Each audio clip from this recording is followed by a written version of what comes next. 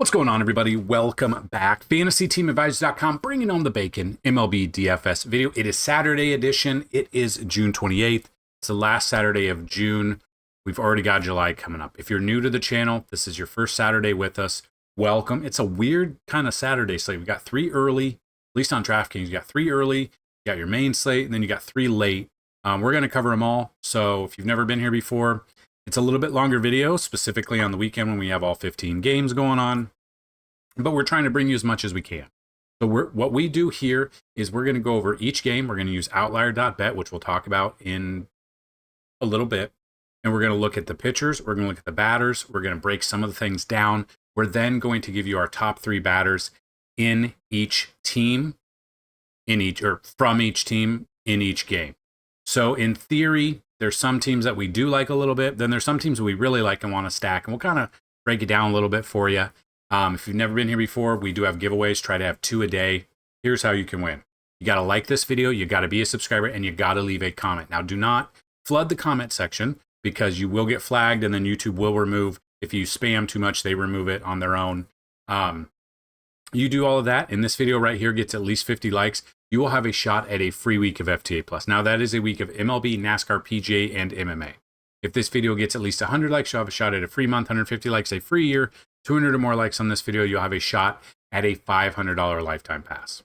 Second way to win, somewhere in the video, there'll be a keyword or key phrase. Listen for it, type it in, and have a shot at a second week. Now, you could win both. It's been a while since we've had the same person win the same day, but that has happened before. We also have FTA+, so we're going to go over a ton of things. We've already done 10,000 simulations in the background. If you need a little bit more help, FTA+ is here for you. Under the MLB tab, we've got a ton of information. We do 20,000 sims a day. These videos, we've already done 10,000, and we talk about that, and we go through all of our likes and dislikes through 10,000 sims. We got prop bets. We got everything for you. On top of that, you get MMA on Saturdays, you get PGA on Thursdays, you get NASCAR on Sundays when they don't have an off week. So, that being said, $10 for the week, $30 a month, $199 for a year. We still have one spot available. No one has emailed me for it yet. That Father's Day special is still going on. Instead of $199 for the yearly pass, one more person can get it for $75. All you got to do is email me, dfshelp1@gmail.com. So what we're going to do is we are going to go through the winners from yesterday's video. Okay? So yesterday's video had over 50 likes, and we had the views that we needed. So we got the likes. So this will be for getting a minimum of 50 likes. Even if the keyword is in the very first comment, we still re-roll it for the second time for the keyword. So this is just for getting a minimum of 50 likes, and the winner is Watchtower. I think this is the first time you've ever won. I don't recognize this name as a person that's commented before, which may be on me, but I don't think you've won. So congratulations if this is your first time. All you got to do is email me, dfshelp1@gmail.com. Let me know that you are in the subject line. Say you are the 627 video views winner. And then if you have a username on our site, let me know, which I don't know if you do. If you do not, just give me a username, an email, and a password. We will set you up for a free week of FTA+.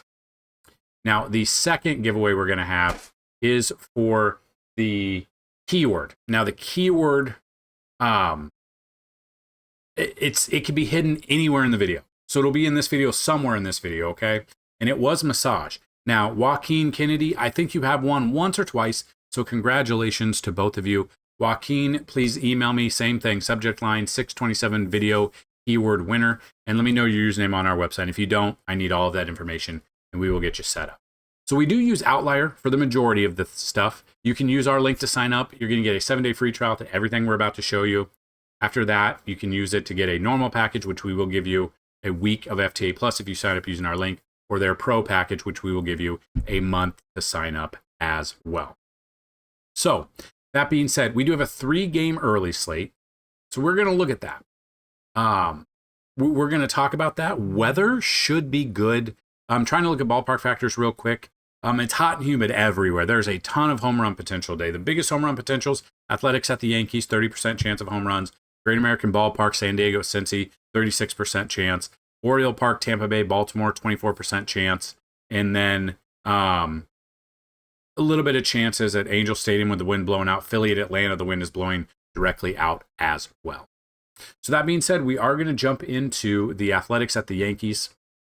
We're going to look at this. It is JP Sears versus Clark Schmidt. Now, Clark Schmidt is getting an extra day's rest. That's kind of weird.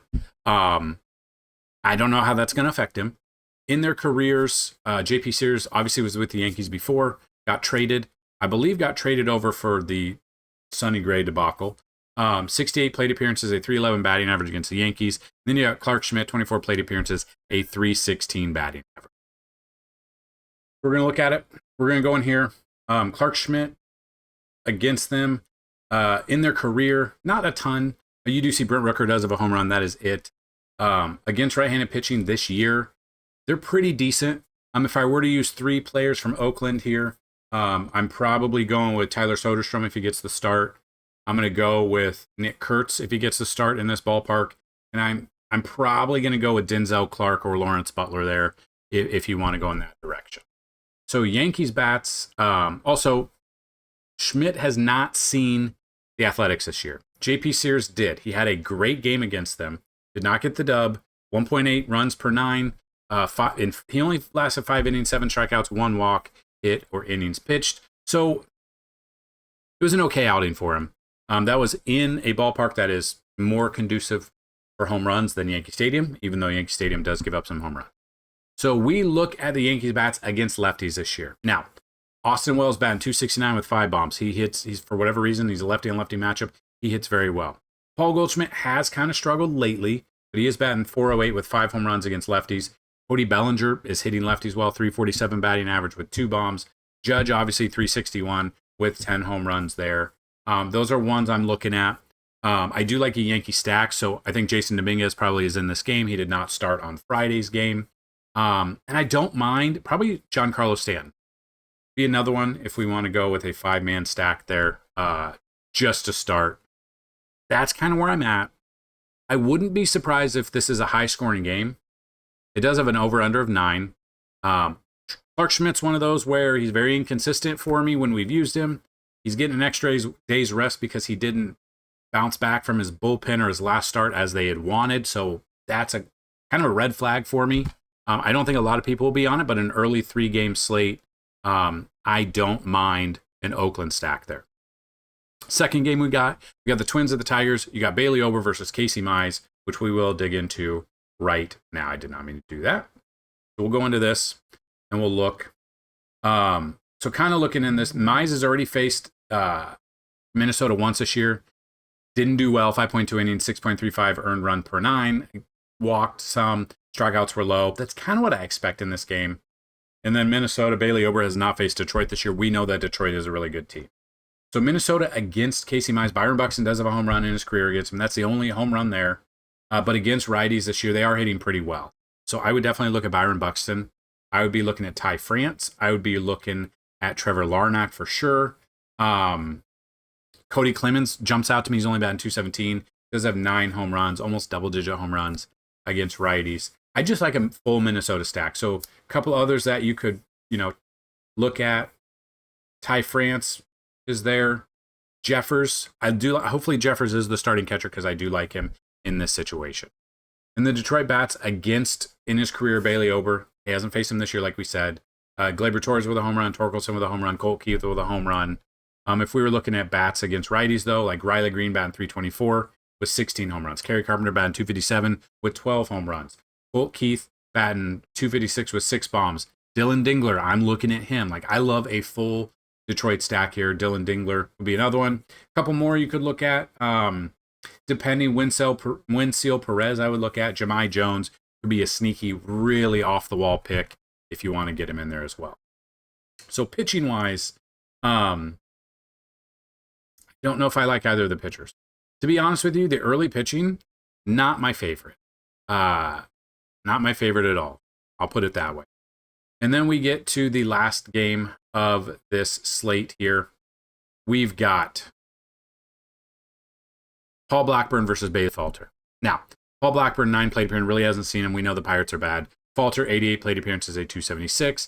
This is in Pittsburgh, which is great because it's not a pitcher's ballpark, which we like to see. So if we were to look at the bats against Falter for the Mets, Brandon Nimmo batting .614 with the home runs, batting .429 against him. I would definitely look at him. I would look at Starling Marte. We like to see him against lefties normally. Juan Soto, 3 for 9. He's hitting lefties well as well. So those would be the ones I'd look at. Always jump into maybe a Pete Alonso or Lindor against him as well. Flip side of that, if you're going to go against Paul Blackburn and you're going to look at Pirates bats, which he has not faced very many, we know that, and you can see that here.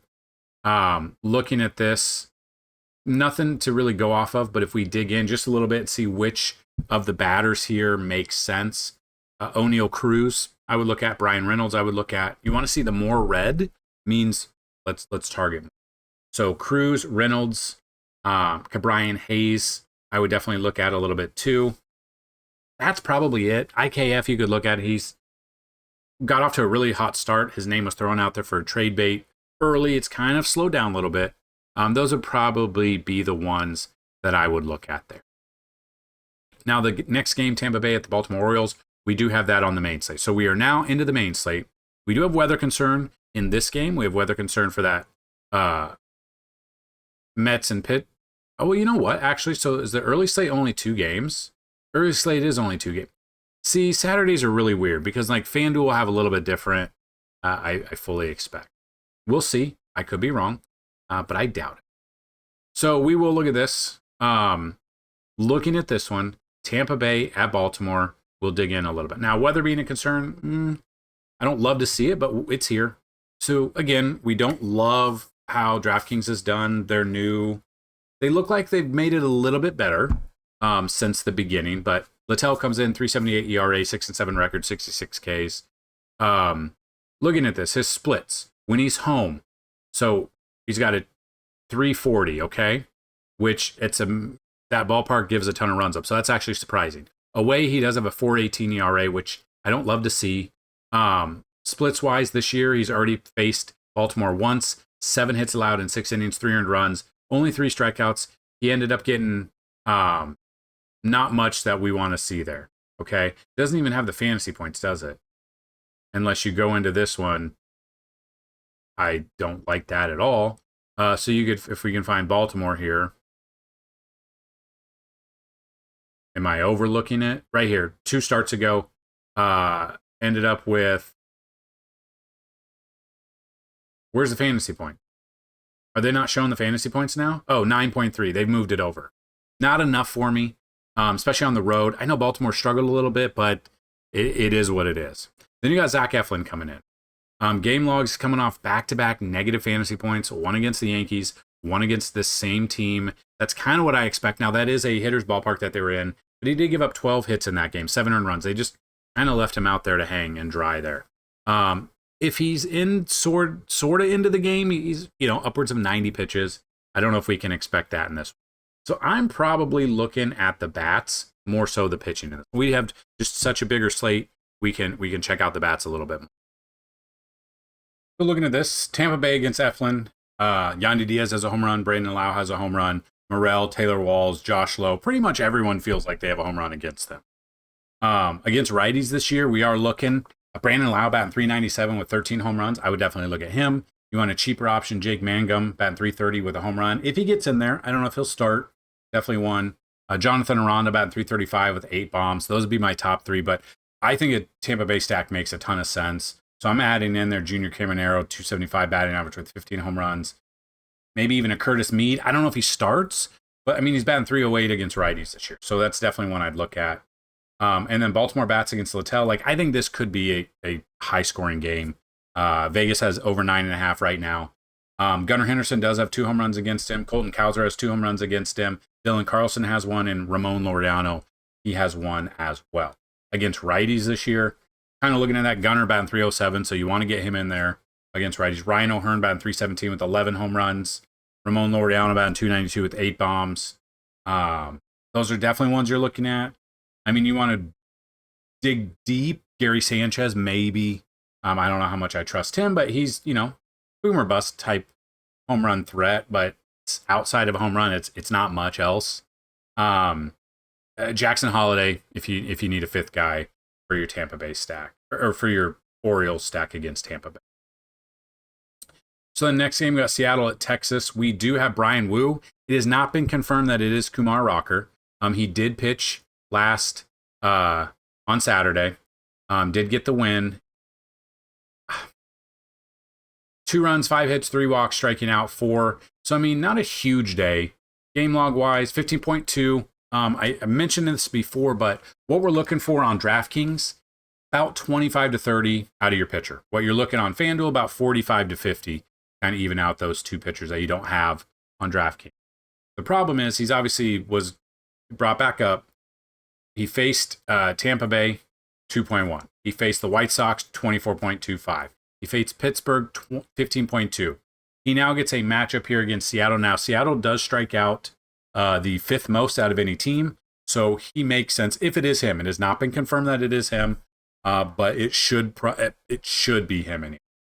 Tournaments, I'm okay with him, but again, he's still coming with a 6.66 or 6.68 ERA. Brian Wu comes in against Texas. Looking at game log wise, splits. He's faced Texas twice this year. He's 2-0, 7 hits allowed in 13.1 innings, only 1 earned run and 15 strikeouts. He makes a ton of sense in there. Game log wise, he last faced them, let's see, May 2nd, 33.65. He got 33.65 there, and then he got 27.55. So he hits both of the metrics that we need. I like Brian Wu here. Texas offense has been very lackluster this year. So it's not been confirmed that it is Kumar Rocker. I would look at Brian Wu. If I were to take Seattle bats against Kumar Rocker, I'm taking Jorge Polanco, taking JP Crawford, taking Cal Raleigh. Those would be my top 3 that I'm taking here. And that's kind of what I'm looking at. I'm at the moment through 10,000 sims, what I'm seeing on this screen, I am not taking Seattle or Texas bats against Wu. I'd rather take Wu. So we move to Miami at Arizona. You got Brandon Pfaadt versus Sandy Alcantara. Now, Alcantara, we can talk about this. We know he comes in with a 6.69 ERA. Game logs, though, decent. 5 to 6 innings there, 6 innings 2 times, 5 total runs. Strikeouts are a little bit lower, but in his last 3 starts, he has 15 strikeouts, which is kind of what we like to see. He's still up there in the 85 to 100 pitch range, depending on the game. His back-to-back starts against Atlanta and against Philly, obviously those are very hard teams to go against. The one against Pittsburgh, he did very well. The problem is this is in Arizona. The ball does fly out of this ballpark. So that's always something to think about. It's Coors Field Jr., as we like to call it here at Fantasy Team Advisors. Now, that being said, in his career 52 plate appearance of 167, he has struggled a little bit. He is cheaper, though. He's 7,100 on DraftKings, so it's always something you like to see. Only averaging 8.3 fantasy points per game does scare me a little bit. Then you got Brandon Pfaadt. Against Miami, 36 plate appearances in his career, a 355 batting average. You look at Brandon Pfaadt in this one, splits-wise, he's already faced Miami once this year, got the dub, 5.2 innings, 1 earned run, 6 strikeouts, which is okay. Game log-wise, that happened back on April 16th. He got 21.95. So he does now have a 5.38 ERA. You know, he struggled against some of these teams. The way Miami's kind of hitting, I don't know if I trust either of these pitchers. That's kind of why I'm looking at the bats in this situation. I kind of feel a little bit more towards maybe both of those pitchers are tournament-only pitchers. Maybe we focus more on the bats. But he did have success against them last time. The strikeouts were there. So it makes sense for Brandon Pfaadt to come in and have a good game against Miami. Nick Fortes is the only one that has a home run against him. They do hit righties a little bit better, though. So we do see an Xavier Edwards maybe. Hernandez, Jesus Sanchez, if we're going in the direction of Miami. Arizona bats against him in their career. Alec Thomas, the only one with a home run. The rest of them haven't done anything against him. Against righties, though, this year, Marte batting 343. You got Josh Naylor batting 335. Just dominant. You got Randall Grichuk batting 297. If we think he's going to struggle, I think Arizona makes sense as a stack. So looking at that, if you want to add a couple more, probably looking at Pavin Smith and Lourdes Gurriel Jr. to kind of round out your top 5 there, if you're going in that direction. Now, stack-wise, I think it makes sense to go Arizona. How bad Alcantara has struggled in total this year. His last 3 starts have been decent. Not fantasy point wise decent, but like not getting lit up as much as we were used to at the beginning. San Francisco at the White Sox, you got Robbie Ray versus Adrian Hauser. Robbie Ray gets a great matchup here against Chicago White Sox. 42 plate appearances in his career, 189 batting average. I love Robbie Ray here. I'm taking Ray, and I'm taking San Francisco bats. So against Hauser, I'm not looking at the White Sox bats. I would look at Elliot Ramos. I would look at Rafi Devers. I would look at Wilmer Flores. Just a full San Francisco stack. Mike Yastrzemski. Just see who's in there and kind of go in that direction, because that's kind of what I feel like here. Then you got Toronto at Boston. We do have some rain concern here, so be cautious when building out your lineups here. Chris Bassett versus Lucas Giolito. So Bassett, this year, we look at his splits. He's faced Boston once, 5.2 innings, only 1 earned run in 5 Ks. Looking at that, he just faced them. When was that? April 10th, 17.15. Like, it's not bad, but he was 8K there. He's now 8,600. Lately, though, it's been kind of up and down for him. That's the only thing that scares me. The Red Sox overall in the past couple of weeks have struggled. We look at Bassett on the road. His road ERA is 4.91. His home is 2.60. In this ballpark, if the weather holds up, I kind of think maybe we fade him and go Boston. Lucas Giolito, splits-wise, Toronto, 6 innings, 5 hits, 3 earned runs. Did have 7 Ks, 4.50 ERA. We look at that, and we look at when he pitched against them. When was it? Am I not seeing it? Where does it say?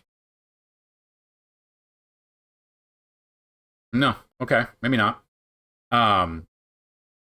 So we'll use Outlier to kind of see the bats that we like. Lucas Giolito coming in, he did, 4.5 earned runs, 6 innings. Did have a pretty good game there. Why am I missing it? Where am I at? It's the first game, April 30th. He had 7 Ks in that game. He had 17.3. At that price isn't bad. But again, you need 25 fantasy points. So if we're fading both of these pitchers, we're looking at the bats, like Boston against Bassett. No one really has a home run. Against right-handed pitching, you kind of look at that. Duran, I would look at him. I would look at Wilyer Abreu. Those two for sure. Abraham Toro could be a very cheap option again. Trevor Story makes sense. Rafaela makes sense as well. Toronto bats against Giolito. Bo Bichette has a home run. Andres Jimenez has a home run, but he's batting 1 for 11 there. Alejandro Kirk, 357 batting average with 4 home runs in 14 at-bats. That's not bad. Alejandro Kirk makes a ton of sense. I want to get Kirk in there. I want to get Bichette in there. I think I want to get George Springer in there as well to be my top 3 bats in that for Toronto there. Moving on to the next game. And again, we don't even know if that game is going to get played because there is weather concern there. Weather concern here. San Diego at Cincy. Andrew Abbott versus Randy Vasquez. Just kind of looking at this game as well. Vasquez has never faced Cincy before. Andrew Abbott has faced San Diego. 37 plate appearances, a 111 batting average. So Abbott comes in, coming off a good start against St. Louis. Splits-wise, he has not faced them this year. Looking at his home and away splits, got a 2.17 ERA at home, which is pretty good for this ballpark. Comes in with a 1.79 ERA. Now, San Diego, I think a lot of people might be on San Diego, but we could do some damage here. We could put Andrew Abbott in there. Now, his price, I wish it were a little bit lower. I will admit that. He's got 7-1 record. His ERA is impeccable. Andrew Abbott is not giving up a home run to them. Against lefties this year, you can see overall, they don't hit lefties very well. This ballpark does scare me with the wind blowing out, though. To be honest with you, they don't hit lefties as well. I think I kind of like Andrew Abbott. Since he bats against Vasquez, so Vasquez comes in, 3.60 ERA, 3-4 record. Strikeouts are low. He's not striking out very many. This ballpark, you can see that they hit righties very well. I would be looking at Trevino. I'd be looking at Ellie De La Cruz. Encarnacio Strand I'm looking at. DJ Friedel. Just a full Cincy stack makes a ton of sense to me, and that's kind of what I do. If you need a 5th one, maybe a Gavin Lux. maybe even like a Reese Hines if you want to get lower exposure at a like almost minimum price for your lineups. So yeah, if I am taking a pitcher, it is Abbott, and then stacking Cincy in this one. Just we'll kind of have to monitor the weather throughout the day. St. Louis at Cleveland is the next one. You've got Miles Mikolas versus Slade Cecconi. Cecconi comes in. He's never faced St. Louis before. Splits-wise, when he pitches at home this year, he's got a 579, so he's just been worse at home. With the wind in this ballpark, too, the ball does fly out of there in right field. When he's away, he does have better odds away. Now, again, he's only started 2 games at home, so he hasn't started much. So the numbers are a little skewed. Then Mikolas comes in, splits-wise. When he pitches on the road, he's got a 383. Game log-wise, we did stack Cincy against him last time. He gave up 3 runs, 2 of them earned. Did have a good game against Milwaukee. Against Toronto, he had negative fantasy points. So he's been very inconsistent as well. I don't trust him. I just don't. Looking at him, like, I don't trust those numbers. I don't trust on the road. I don't trust this ballpark. I'm probably not taking pitching in this one. If you can hear my 11-month-old screaming upstairs, I'm almost done. I apologize. But looking at this, with this game, I'm probably just looking at bats. So Cincy bats, or Cleveland bats against Mikolas. No one has, or Bo Naylor does have a home run. Against righties this year, though, they do hit better. If he is in there, Jose Ramirez makes sense. Stephen Kwan against righties. We love to take Stephen Kwan in this 323 batting average with 6 home runs. Santana would be a cheap option. Arias would be a cheap option I would look at. Those are probably the guys I'm looking at. If we're looking at St. Louis bats against Cecconi, never faced him before. But against righties this year, Alec Burleson batting 304. Brendan Donovan batting 344. Those are my top 2 probably. Go down, obviously, Nolan Arenado. Only batting 224, but I'd still get him in there. If we need 2 more for a stack, maybe a Mason Wynn and Lars Nootbaar would be the ones that I'd go with. So looking at that one, this might just be a game we avoid. Like, you do not need players from every game. It's not possible to have. Makes a ton of sense if you go in a different direction as well. Then you got the Dodgers at Kansas City. This game here, we got Seth Lugo versus, they believe, Kasparius is going to be the long relief. So we don't know who's going to be the starter yet. It should be, if it follows the order, it's most likely going to be Ohtani for an inning. You're obviously not paying for Ohtani for an inning. Then Kasparius comes in. Let's see if it talks about it. Yeah, so if it follows the same thing, Ohtani will be there for 1 inning, and then Kasparius will come in. Game log-wise, or splits when he's on the road. He's got a 185 ERA. Isn't starting, but, I mean, for all intents and purposes, he's basically starting. He's 6-1, 325 ERA. Game logs, 9 points. I mean, he's not hitting the fantasy points you need. He's not the starter. He's going long relief, but he's not getting the strikeouts. They're low. They're 2. He's not having big games. He's going up against Kansas City. So you're obviously not paying it for Ohtani. Kasparius, I'm not using him as well. You do have Seth Lugo. So we look at Seth Lugo, 76 plate appearances, 254. Splits-wise, he has not faced the Dodgers this year. When he pitches at home, he's got a 272. Lugo for tournaments makes sense because everyone's going to be on the Dodgers. Everyone's always on the Dodgers every game. It seems like that's exactly what happens. So that's kind of where I'm at there. But if you aren't using either pitcher, so you're not using Ohtani. So let's look at the bats. So like the top 3 bats that you could use here. Let's say you aren't going Lugo and you want to go bats. Will Smith, Mookie Betts, they both have home runs. Against righties, though, Freeman batting 326. Muncy batting 286, I would look at. Will Smith batting 315 with 6 bombs. I would look at those guys in that one. Kansas City against, it's not Ohtani. It is for an inning, but it's Asparius. I would look at Freddie Fermin, be a cheap option. Michael Garcia batting 311. Bobby Witt Jr. batting 270 with double-digit home runs. Against righties, that's what I would look at in this one. And then if they get to the bullpen, it could mean other things as well. So that's what I'm looking at there. I'm avoiding both the pitchers. For cash, you could throw Lugo in for tournaments, though. Then you got Colorado at Milwaukee. You've got Antonio Sensatella versus Quinn Priester. Sensatella, 44 plate appearances, a 333 batting average. Quinn Priester, 19 plate appearances, a 529 batting average there. Obviously, we know that Colorado is very bad. Splits-wise, he has faced them once this year, went 5 innings, 1 earned run, only 4 Ks, 180 ERA. So if we look at that, that came back on April 10th, 12.45 fantasy points. So not a ton, but that was in Coors, which is not a pitcher's ballpark. We know this. And he might have been with Boston at the time. Maybe not. I don't remember. I can't remember. But coming into this one, Priester for tournaments I'm okay with, but he's not getting the fantasy points when he's only averaging 11.8. Then Sensatella in this one, I'm not looking at him. Milwaukee this year, 9 runs, 8 of them earned. It's exactly what I would expect. I'm going Milwaukee 100%. I do not trust him. Looking at that, I would stack Milwaukee. Don't overthink it. I don't think I'm stacking Colorado. I don't know if I have any Colorado bats.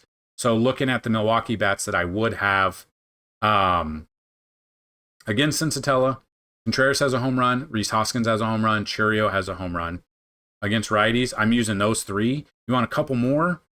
Christian Yelich batting 283 with 14 bombs. Definitely looking at him. And probably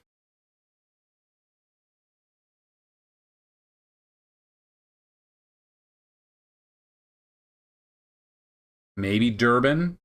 Maybe. Bryce Terang might be another one. He'd get on base, he can steal bases as well. So in this game, I'd rather Quinn Priester.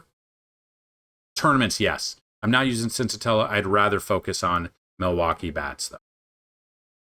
So that's the main slate done. So we've done the early 2 game, the 10 main game, and now we're going to talk about the night or afternoon, whatever we're calling this slate, the smaller one. So looking at 3 games tonight, you got the Cubs, Colin Ray versus the Astros to be announced. We don't know who's pitching, so it's kind of hard to cover that game. Obviously, the Cubs have been hitting well, but I don't know if it's a lefty or righty matchup, so kind of hard to discuss this one. So this is one. So when this kind of thing happens, we do 20,000 sims a day. We do the simulations. We do the projections. All of those are on the website. So it will cover that once we know for a fact who this game is. So we can't really cover this game right now because we don't know who the pitching is. So we'll just go to the other 2 games that we do know. We got the Phillies at the Braves. You got Jesus Luzardo versus Spencer Schwellenbach. You got Luzardo, 120 plate appearances, 245. Schwellenbach, 79 plate appearances, a 250 batting average. I like both of these pitchers. I think both are great for cash. I think both are great for tournaments. I think they're good pitching options, especially if you're playing a 3-game night slate here. So we look at that, and I'm okay with both of those. But if you are looking for bats in this one, Braves bats, I would look at Acuna against a lefty. I would look at Matt Olson against a lefty. And I'm probably looking at Michael Harris here against Luzardo. If I'm looking, or maybe an Austin Riley. If I'm looking at the Philly bats against Schwellenbach, the ones, like, we can see if any have had success. Like, you can jump in and look at BVP because some of those make sense. You do have Kyle Schwarber 2 for 8 with a home run. That's the only one with the home run. But he has given up doubles. So Trey Turner 3 for 12 with a double. Nick Castellanos 2 for 12 with a double. And JT Realmuto 3 for 8 with a double as well. So I don't mind those guys. That's kind of where I'd be at stacking this game if you are looking on both sides. And then the final game, you got the Nationals at the Angels. You got Michael Soroka versus Kyle Hendricks. Soroka, 17 plate appearances, 412. Obviously, there's not a ton between them. Kyle Hendricks, 51 plate appearances, a 182.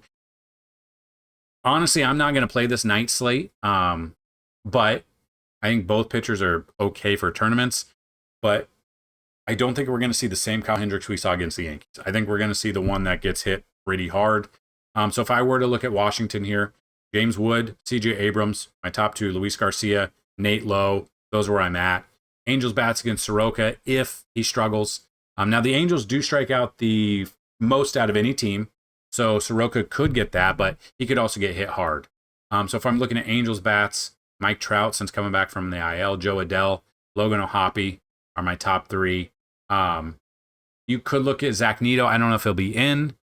And then you could look at, depending, Nolan Schanuel if he gets in there as well. It just depends on the lineup that comes out. And unfortunately, this is the last game of the night. We might not see the lineups till a little bit later and make things a little bit more complicated. So there we have it.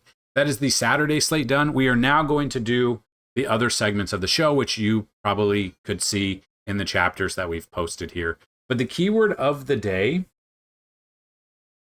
is hot dog. Hot dog, hot dog, hot diggity dog. So if you know if you know the song that I just told you, it means you've had a kid in the last like 5 years or something. You'll know what I'm talking about. Okay, so Pitches Be Crazy segment. Or no, we're doing the matchup tool first. Sorry. So we're doing the matchup tool. So this tool is all of the batters that have a 10 out of 10 matchup rating through 10,000 sims. Now we have a ton today. The regular number or the record is 38. We might beat this. I can't see yet, but we might beat it. There's a ton. We're going to see. Hopefully it's a good day for a bunch of games to go over and we hit the value we need. So these are all of the batters that have a 10 out of 10 matchup rating through 10,000 simulation. Number 1 is Aaron Judge. Number 2 is Brandon Lau. 3 is Josh Lowe. 4, Vladdy, if he's in there. 5, Jesus Sanchez. 6, Lindor. 7, Goldie. 8, Juan Soto. 9, Bo Bichette. 10, Jonathan Aranda. 11, Otto Lopez. 12, Pete Alonso. 13, Ketel Marte. 14, Alejandro Kirk. 15, Connor Norby. 16, Kyle Stowers. 17, Junior Caminero. 18, Jose Ramirez if he's in there. 19, Rafi Devers. 20, Christian Yelich. 21, Gleyber Torres. 22, Brendan Donovan. 23, William Contreras. 24, Stephen Kwan. 25, Alec Burleson. 26, Isaac Collins.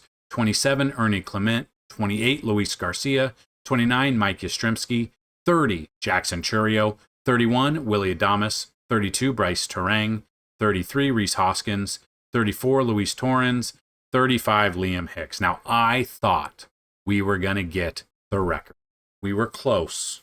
We were very close. If you want to see all the batters with 10 out of 10, 9 out of 10, 8, 7, 6, blah, blah, blah, check out FantasyTeamAdvisors.com, MLB tab, matchup tool. $10 a week. Get in there and have some fun with it. So that being said, it is now time for Pitches Be Crazy. Now, these are the bottom 5 teams that strike out the most against these pitchers. Either you can use them for DFS or we can maybe put them in for some sports bets. I don't agree with all of them. I don't know how many I'll use this for today, but Michael Soroka versus the Angels. The Angels strike out 9.85 times a game, 10.22 at home. Number 2 is Quinn Priester versus Colorado. Colorado strikes out 9.81 times per game, 10.15 on the road. Number 3 is Chris Bassett at Boston. Boston strikes out 9.34 times per game, 8.36 at home. Number 4 is JP Sears at the Yankees. The Yankees strike out 8.96 times per game, 8.10 at home. And number 5, if it is in fact Kumar Rocker versus Seattle, Seattle strikes out 8.86 times per game, 8.7 times on the road. So now, final one, we're going to do Makin Bacon bet. So these are batters we think could get 2+ bases for you today. Parlay some of them together. Just depends. The game between the Rays and the Orioles is expected to have the most amount of bases, and Brandon Lau has the best chance of 2+ bases today, which I do like it. So Brandon Lau's number 1. Number 2 is Vladdy if he's in there. 3 is Aaron Judge. 4 is Bo Bichette. 5 is Josh Lowe. 6 is Jesus Sanchez. 7 is Alejandro Kirk. 8, Junior Caminero. 9, Brendan Donovan. 10, Paul Goldschmidt. 11, Jonathan Aranda. 12, Otto Lopez. 13, Ernie Clement. 14, Stephen Kwan. 15, Jose Ramirez. And 16, Francisco Lindor. Now, that's a lot. Obviously, you're not going to parlay all 16 together, but that is a lot there. So that is definitely something to look at. And then strikeouts. These are kind of ones that I would target. See if you can find these lines on your book. Robbie Ray, 6+ strikeouts, maybe even move it up to 7+ against the White Sox. Jesus Luzardo, if you can find a 6+ line, I do like that. Michael Soroka against the Angels, 5+. Maybe tease it up to 6. I don't know. It just depends. Quinn Priester against the Rockies, 4+. Maybe go up to 5+ strikeouts. I'm okay with that. And the final one, kind of just looking, Andrew Abbott against the Padres. I don't think a lot of people will be on this one. Maybe 4+ strikeouts or maybe even 5+ strikeouts if you can find it. So there you have it. That is all of the batters with 10 out of 10. Those are your Makin Bacon. That's the early slate, the main slate, the night slate, the entire day done for you. If you want to check it out, make sure you go ahead hit that follow button because we try to do videos every single day. Depending on what time you're watching this video as well, you always have a shot for UFC. So we've got UFC today as well. Starts 6:30 Eastern. So depending on when you watch this video, you should have enough time to go check out all of that. So we currently have MLB, NASCAR, PGA, and MMA, and we try to have some fun with it. So any questions, comments, concerns, get those down below. Don't forget to subscribe to our channel, hit the bell notification. We also have a free Discord down below for you as well.